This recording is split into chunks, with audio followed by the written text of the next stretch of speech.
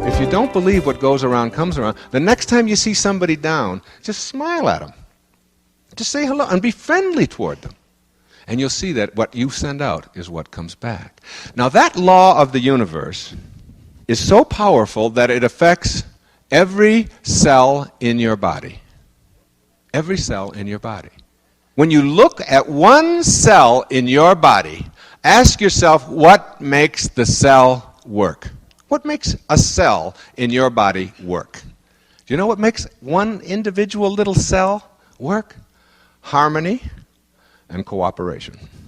That's how cells work. An individual cell.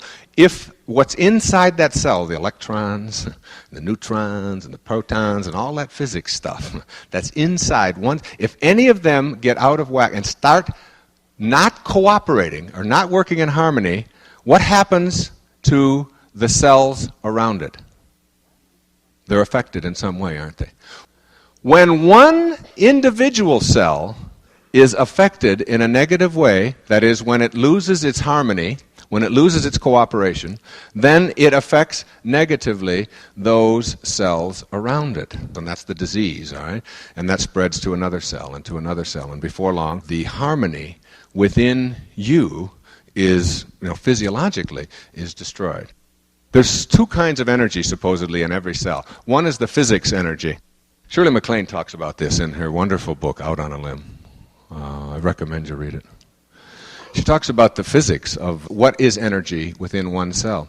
And then that there's another kind of energy within a cell that scientists and physicists and chemists, none of us can figure out what it is, but it is what makes the whole thing work. They just call it the source. And that source, the nearest they can get to is love, or cooperation or harmony, what we call love, which is just love. It's just cooperating and being in harmony with. All right? That's what love is.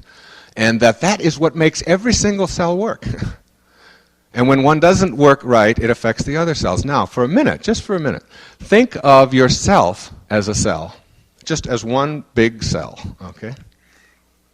Now, one of us as a cell goes out of whack, goes amok, doesn't work right in some way. Does it affect those around us? One cell gone wrong can affect all the other cells around us. It's just a growth process, seeing bigger and bigger cells.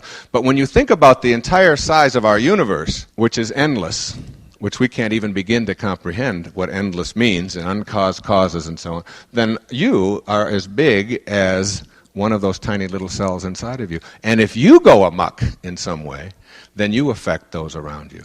And if our planet, which is just another cell in billions and billions and billions of other cells, if our whole planet goes amok, that is, if we store up enough weapons and we do enough killing and we have enough hate, and as a people we do that, then we will not only affect everything down to that tiny little cell, but all the cells in our planet, in our universe, and it will go on forever.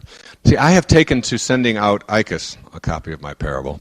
I send these books out to all influential people in the world in every field. Just the last 2 weeks, I think our mailing lists have totaled over 4,000 at my own expense, just signing them and sending them out to all the government leaders, all the medical leaders, all education leaders, all people in celebrity status, all people associated with different religions and so on. I'm just sending them out. All right? Now, many times when you send things out in the mail to a large mailing list, you get some back. Karma. Understanding how our universe works. In every single obstacle that you run into in your life, there's an opportunity. Every obstacle you have is a hidden opportunity. And seeing it, rather than as something to complain about or call your lawyer about or get upset about or anything in between, you see there is an opportunity in every setback you have in life, including everything you're suffering from right now. Everything, whatever it may be.